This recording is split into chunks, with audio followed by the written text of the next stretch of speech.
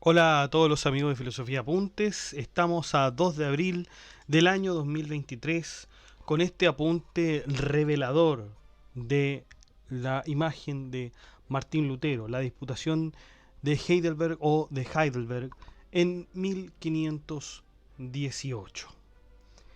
Esta disputación fue iniciada por Gabriel de la Volta, que fue elegido por el Papa León X para debatir contra Martín Lutero.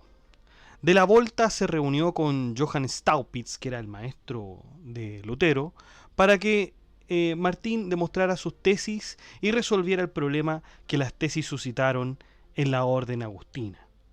Martín Lutero tendrá la oportunidad de probar sus capacidades y virtudes para con sus 95 tesis, además de aclarar otros puntos que en realidad ya fueron presentados, ¿no? Vamos a ver entonces más en detalle la teoría de Martín Lutero con respecto a las tesis. Así que, sin más dilación, vamos allá.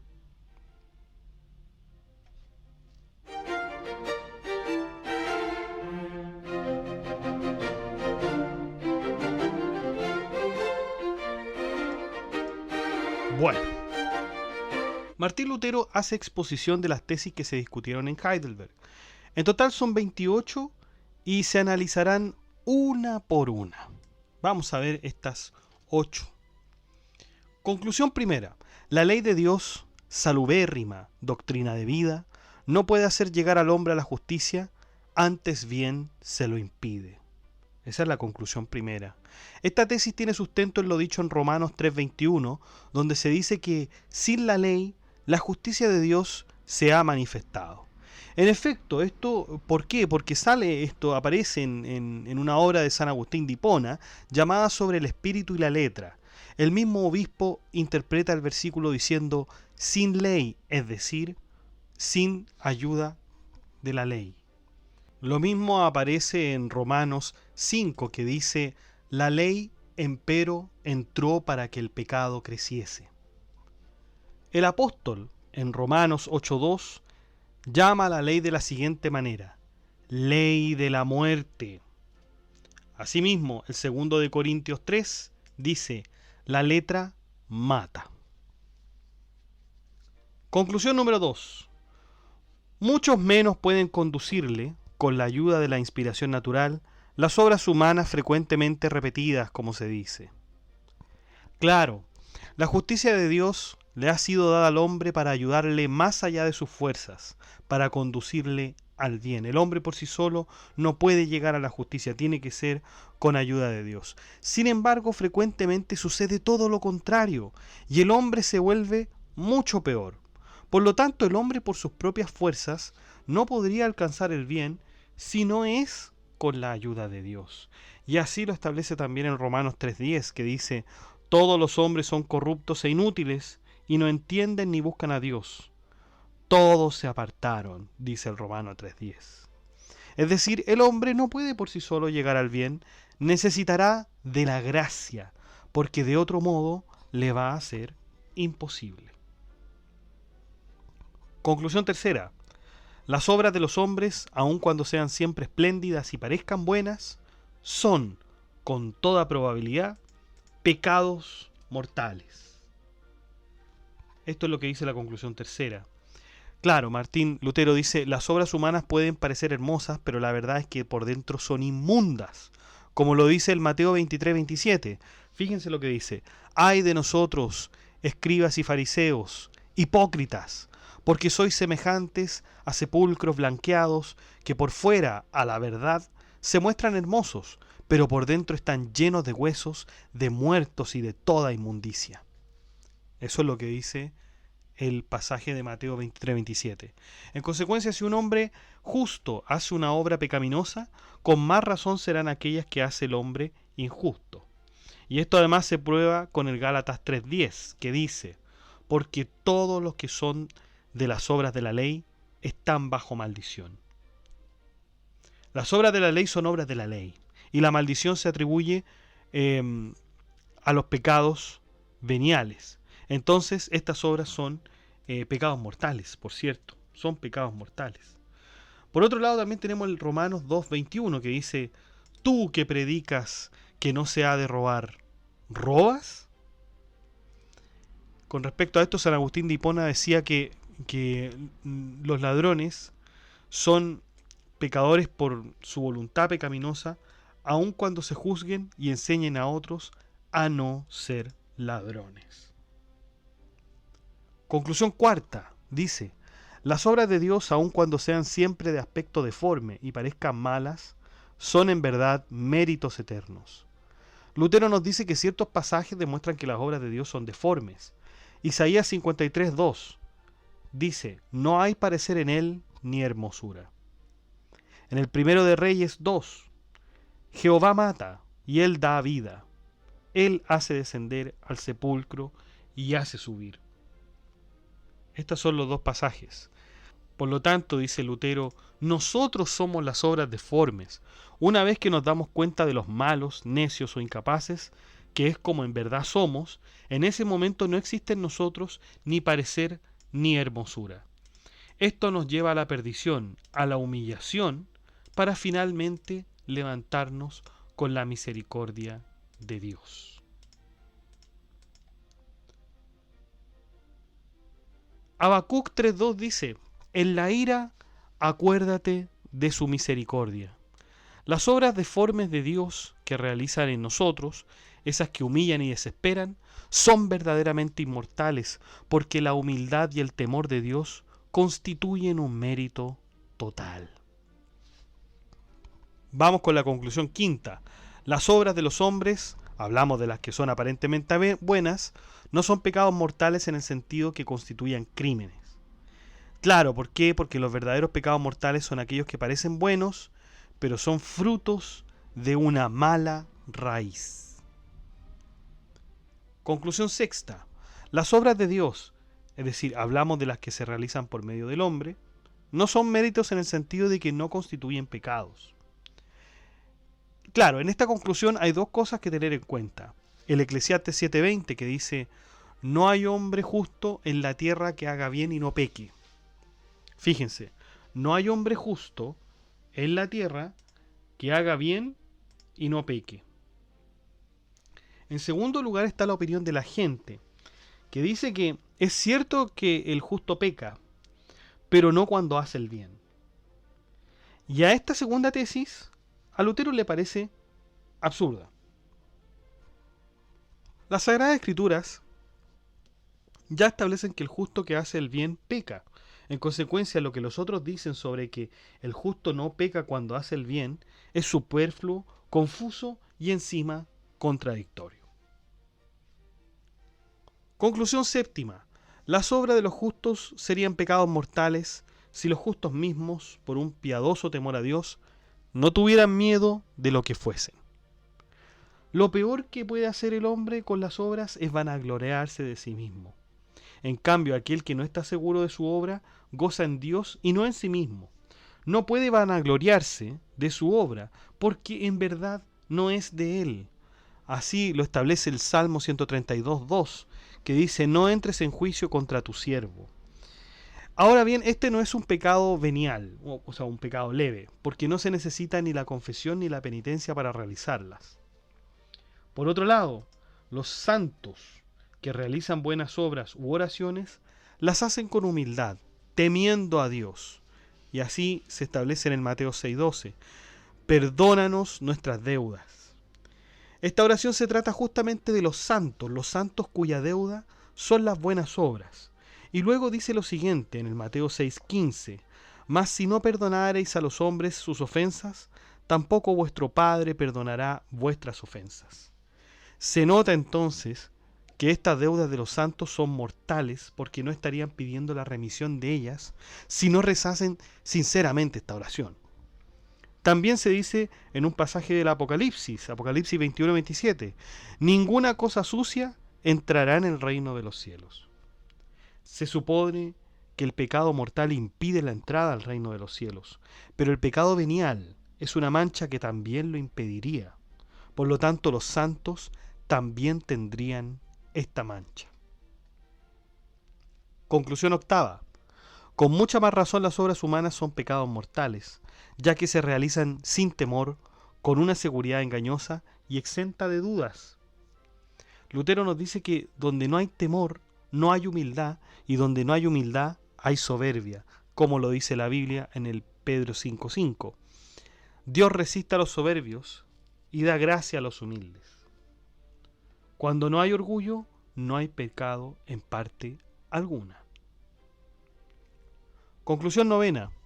Afirmar que las obras sin Cristo son sin duda muertas, pero no pecados mortales, parece constituir un peligroso abandono del temor de Dios. Esto porque los hombres se vuelven soberbios y en consecuencia se atribuyen la gloria. Y ahí sí que estamos mal, ¿no?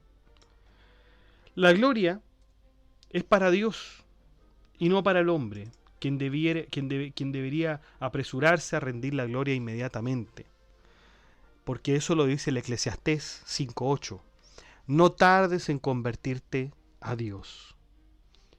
Si es reprobatorio ufanarse de la propia obra, aún más lo será hacerlo reiteradamente. Conclusión décima. En efecto, resulta dificilísimo comprender cómo una obra puede ser muerta sin serlo, al mismo tiempo, un pecado pernicioso y mortal. Hay dos modos de probar esto. En la Escritura, todo lo que es muerto es en efecto mortal. La obra muerta no es aquella que es destruida, sino aquella que no es viviente. Las obras no vivas desagradan a Dios, como se dice en Proverbios. El sacrificio de los impíos es abominación a Jehová. En segundo lugar, cuando se está en presencia de dicha obra, o se la ama o se la detesta. Esto lo hace la voluntad y ésta no puede odiarla porque es mala. Entonces la ama si no la odia. Así la voluntad inspira por sí misma un acto malo contra Dios. En este sentido se debe comprender que la voluntad tiene esta característica porque estamos hablando de la voluntad del hombre. Y la voluntad del hombre, por cierto, que es temporal y profana. Conclusión undécima. La soberbia no puede evitarse ni puede haber esperanza verdadera si, entre cada oportunidad en que se obra, no se teme el juicio de condenación. Si bien esto quedó establecido en el punto 4, a lo que Lutero nos dice que nada puede sernos útil si no es con Dios. Aún se confía en la criatura sin la presencia de Dios y esto llevaría a la soberbia. Recordemos que la soberbia, incluso también para Agustín, era un pecado mortal para San Agustín. La soberbia, ¿por qué? Porque básicamente nos alejaría de Dios. El hombre cree que no necesita de Dios y bueno, eso sería un pecado mortal. Conclusión 12. Los pecados son verdaderamente veniales ante Dios cuando los hombres temen que sean mortales. Claro, tanto más nos acusamos, más Dios nos excusa. En el Isaías 43:26 dice, di tus delitos para que seas justificado. El temor a Dios, en consecuencia, es uno de los elementos fundamentales.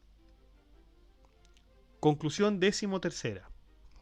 El libre albedrío no es más, después de la caída, que un simple nombre, y en tanto que el hombre hace aquello que en sí mismo es, comete pecado mortal. El libre albedrío, o el libre arbitrio, es cautivo y siervo del pecado. Solo se es libre para lo malo. Como dice el Juan 8:34, todo aquel que comete pecado es siervo del pecado. También dice San Agustín de Hipona, el libre albedrío sin la gracia solo sirve para pecar. Esto lo dice en su obra Del Espíritu y la Letra. Y un pasaje también de Oseas 13:9. Te perdiste, oh Israel, mas en mí está tu ayuda. Podemos verificar en esta conclusión que para Martín Lutero el libre albedrío solo serviría para hacer el mal y que no consistiría en la opción de hacer el bien o el mal. En realidad solo para el mal. Ujú. Conclusión decimocuarta.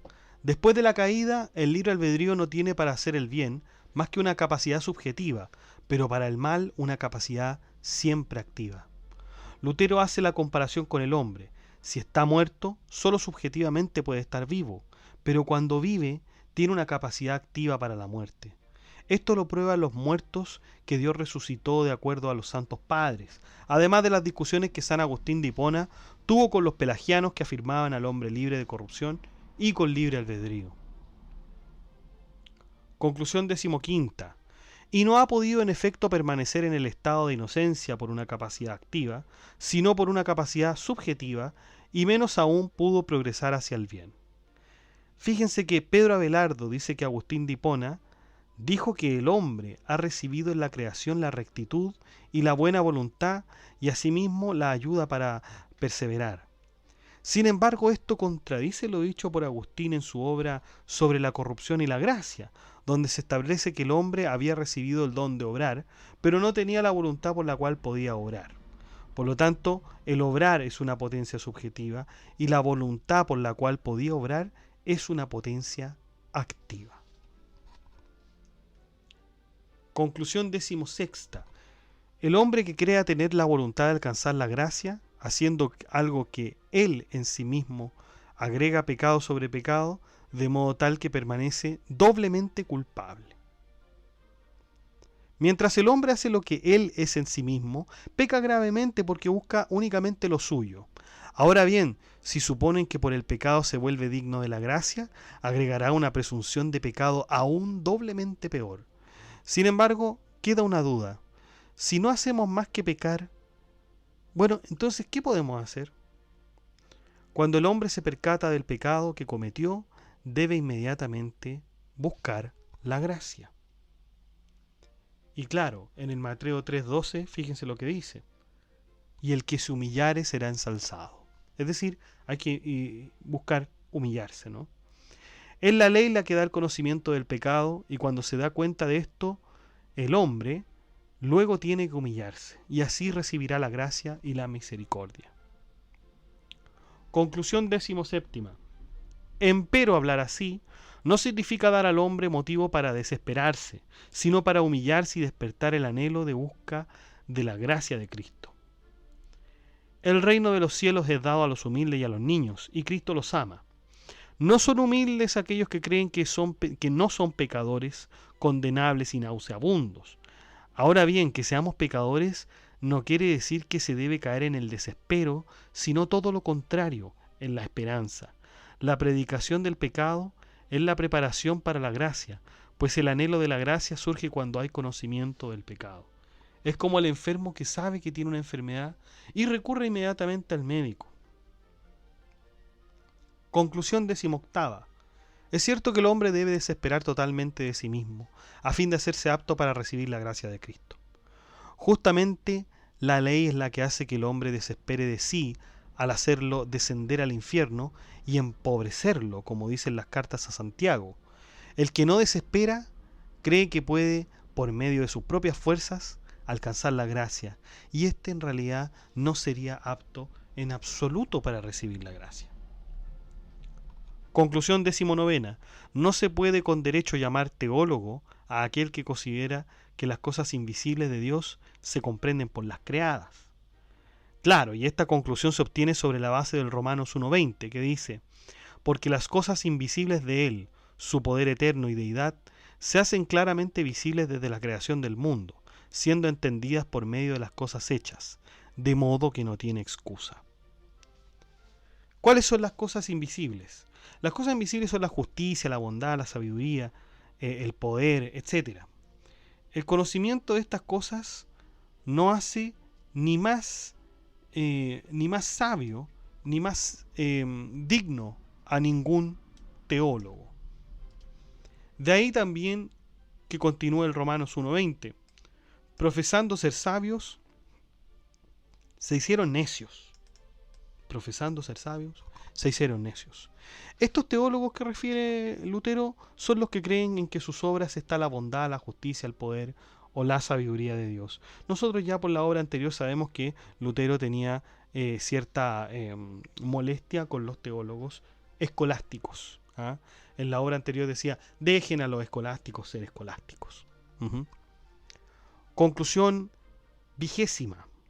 Más merece ser llamado teólogo aquel que entiende las cosas visibles e inferiores de Dios, considerándolas a la luz de la pasión y de la cruz. Por supuesto, las obras invisibles son opuestas a las visibles e inferiores de Dios. Así lo dice la Biblia en Corintios 1:25. Porque lo insensato de Dios es más sabio que los hombres, y lo débil de Dios es más fuerte que los hombres. Los hombres habían abusado del conocimiento de Dios basado en las obras, pero Dios quiso ser reconocido más bien por su sufrimiento. En consecuencia, no sirve de nada conocer a Dios en cuanto a su gloria y majestad si no se le conoce en la humildad y en la vergüenza.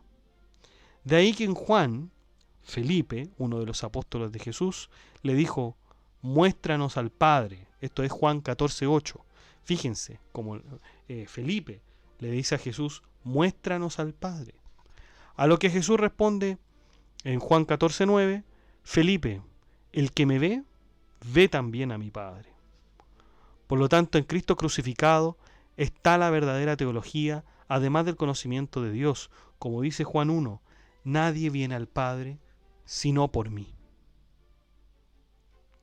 Conclusión 21. El teólogo de la gloria llama a lo malo bueno y a lo bueno malo. El teólogo de la cruz denomina las cosas como en realidad son. El hombre, al ignorar a Cristo, no conoce al Dios escondido en sus padecimientos. De este modo prefiere la obra a los sufrimientos, la gloria a la cruz. Y a esto se les llamaba de la siguiente manera, en Filipenses 3:18. Porque ahí hay muchos que andan, de quienes os dije muchas veces, y aún ahora lo digo llorando, son enemigos de la cruz de Cristo. Eso dice el Filipenses 3:18. Las obras no son de los hombres, sino que siempre son de Dios. Conclusión 22. Aquella sabiduría que considera que las cosas invisibles de Dios se comprenden partiendo de las obras, infla, ciega y endurece por completo. Claro, esta es una idea que ya se estableció. Los que odian la teología de la cruz nunca estarán satisfechos. El deseo de las obras crea más necesidad para desear más obras. El deseo de saber no se sacia con la sabiduría, todo lo contrario, se enciende aún más. Y lo mismo ocurre con la gloria y el dominio. Nunca se acaban. Tampoco la necesidad de ser elogiado se satisface con el elogio, como dijo Cristo en Juan 4:13. Cualquiera que bebiera de esta agua volverá a tener sed. La única forma de acabar con este deseo es extinguirlo. ¿Y cómo? Es decir, el que quiera ser sabio debe volverse necio. El que quiera gloria tendrá que huir del poder. En consecuencia, de todo lo que desea deberá hacer todo lo contrario. Conclusión 23. Y la ley obra la ira de Dios, mata, maldice, acusa, juzga y condena todo lo que está en Cristo. Existen varios pasajes donde se prueba que la ley no es motivo de gloriarse. Dice el Gálatas 3:13, Cristo nos redimió de la maldición de la ley. El Gálatas 3:10, todos los que son de las obras de la ley están bajo la maldición. Romanos 14:15, la ley obra la ira. Romanos 7:10, lo que era para vida volviéndose para mí muerte. Romanos 2:12, lo que está bajo la ley, los que estando bajo la ley pecaron, por la ley serán juzgados. Romanos 2:23, ¿por qué te glorias de la ley? Esta conclusión solo tiene como propósito la información de las fuentes con respecto a la ley. El que se vanagloria de la ley, como sabio, se vanagloria de confusión, de su maldición y de la ira de Dios. Conclusión 24. No obstante, aquella sabiduría no es mala ni debemos huir de la ley, pero el hombre sin la teología de la cruz malgasta las mejores cosas en forma pésima. Claro, todo lo que es hecho por Dios es bueno, pero quien no ha sido reducido al sufrimiento de la cruz y atribuye a sí mismo las obras, en realidad abusa de los dones de Dios y de las cosas buenas que le ha dado. Sin embargo, el que ha sido anonadado por los padecimientos ya no obra por él mismo, sino que Dios es el que está obrando por él. En Juan 3:7 se dice: os es necesario nacer otra vez. Para renacer es necesario morir y ser exaltado con el Hijo del Hombre. Morir significa sentir de cerca la muerte. Conclusión 25. No es justo el que mucho obra, sino aquel que sin obra cree grandemente en Cristo. Fíjense que aquí, en esta conclusión 25, Lutero cita a Aristóteles. Me parece que es la segunda vez que nos encontramos con la mención al estagirita en un texto de Martín Lutero. Y Aristóteles decía que la justicia se obtenía por medio del hábito. Bueno, podemos decir justicia o virtud. Es decir, por actos repetitivos. Así se obtiene la justicia, decía Aristóteles, con el hábito. Sin embargo, esto no es así para Lutero, pues la justicia de Dios en realidad se obtiene por la fe. Y claro, dice el Romanos 1:17, el justo vivirá por la fe. Lutero nos explica que la palabra sin obrar quiere decir que las obras del justo no constituyen justicia, sino que la justicia lo lleva a hacer obras. La gracia y la fe se derraman en nosotros sin obrar. Como dice el Romanos 3:20, por las obras de la fe no se justificará hombre alguno. Romanos 3:28, concluimos pues que el hombre es justificado por la fe sin las obras de la ley. En consecuencia, las obras del hombre no son suyas, sino que son de Dios. Y en este sentido el hombre sería un instrumento. Fíjense esta comparación que hace Lutero con Aristóteles. Porque, claro, Aristóteles nos decía en su Ética Nicómaco que hay que alcanzar el justo medio, hay que alcanzar la moderación por medio del hábito. Así se alcanza la virtud, medio de la costumbre o el hábito. Y Lutero nos dice aquí, en realidad, si queremos alcanzar la justicia o la virtud en este sentido aristotélico, solamente necesitamos la fe.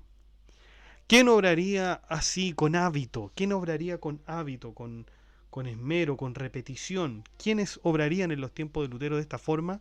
Los monjes. Los agustinos, los dominicos, etc. Y bueno, ahí está una referencia a ellos de alguna manera con esta conclusión 25, porque Lutero estuvo en esa vida, tuvo esa vida de hábitos, de actos repetitivos, de costumbre, como lo decía Aristóteles. Esa es la manera de alcanzar la justicia, ¿no? Y claro, como Lutero, ya hemos visto en su biografía, ya no cree en este modo de ver la vida, ¿no es cierto?, que es por medio de las obras. Nos dice que en realidad todo esto es por medio de la fe.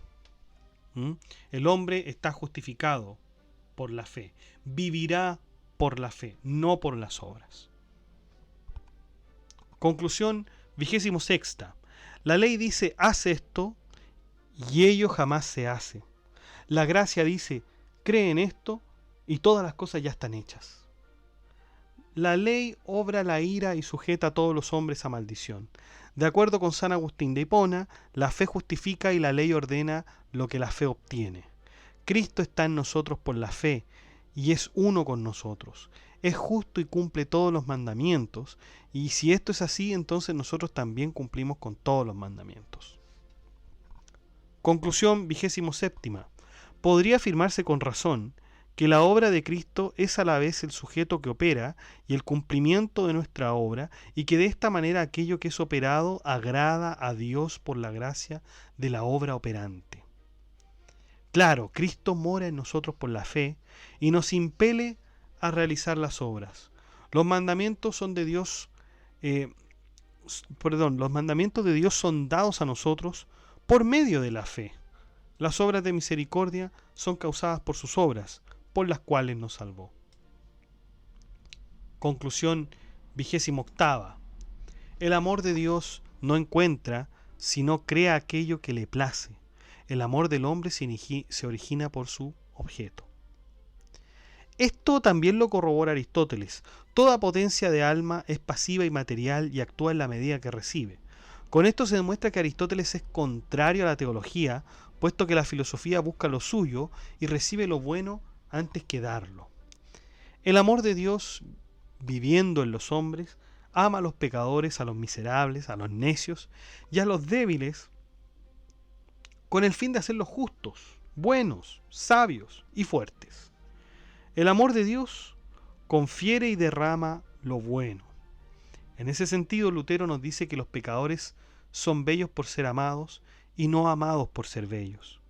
Mateo 9:13. No he venido a llamar justos, sino a pecadores. El amor de la cruz, nacido en la cruz, no se dirige donde se halla el bien para gozar de él, sino allí donde confiere el bien al miserable o indigente. El Salmo 41:1 dice: Bienaventurado el que piensa en el indigente y en el pobre. En consecuencia, el objeto del intelecto no puede ser lo que no es nada, es decir, el pobre o el indigente, sino aquello que es, la verdad y el bien. Así terminamos entonces las conclusiones, las 28 conclusiones de esta disputación de Heidelberg, que es una explicación que realiza don Martín Lutero. Podemos ver nuevamente que se exalta el concepto de fe, se rechaza el alcance del bien, de la justicia, por medio de las obras. Todo se realiza por fe. Se rechaza también a los teólogos escolásticos nuevamente. Y se rechaza también, de algún modo, la filosofía. Se rechaza la visión aristotélica, señores, con Martín Lutero. La verdad es que este texto también es muy esclarecedor, ya nos da las principales líneas de lo que va a ser ahora en adelante la obra de Martín Lutero. Es simplemente genial, a mí me parece muy bueno, La verdad es que ya sea con respecto a los teólogos católicos, escolásticos y la visión de Martín Lutero, ambas me parecen realmente fascinantes. No adhiero absolutamente a ninguna de las dos. Me parece que las dos tienen algo de bueno y algo positivo que rescatar. Ambas tienen razón. El punto es que cuando se tienen convicciones se debe elegir cuál agrada a uno, o realmente uno puede elegir también, porque siempre lo hay, una tercera vía, ¿no? Una tercera vía y tener sus propios planteamientos con respecto a estas cosas tan emocionantes que son las discusiones teológicas, ¿no? Muy bueno, muy bueno. Muchachos, bueno, dejo un mensaje en este podcast. Yo sé que he estado medio ausente. Yo creo que sí, se van a subir uno o dos podcasts a la semana porque hemos estado realmente ocupados. Ya empecé mi carrera de Derecho, estoy trabajando en 2 lados, así que tenemos un podcast de inglés también, así que no, ha sido realmente complicado, pero bueno, ahí tenemos que seguir. Yo tengo toda la gana de seguir realizando estos podcasts, realizando este trabajo. Me encanta, es algo que realmente poner aquello que está escrito, ponerlo en audio, me parece muy útil, no solo para mí, sino que para el resto de ustedes, ¿no es cierto? Y de un modo completamente gratuito.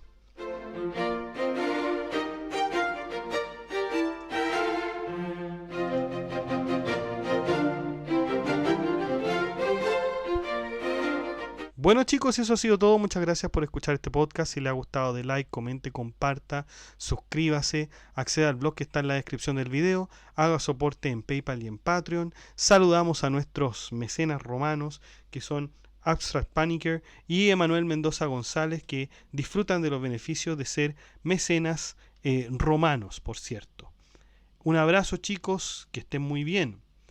También saludamos a nuestro mecenas medieval, que es Gab Welther, que también nos ayuda a este proyecto educativo con una membresía mayor con respecto a los mecenas romanos. Así que te mando un saludo bien caluroso, o más bien, no, bien caluroso, es que hace tanto calor aquí en Santiago, pero te mando un saludo, ¿no? Un saludo, Gab Welther, y muchas gracias por contribuir a este proyecto educativo.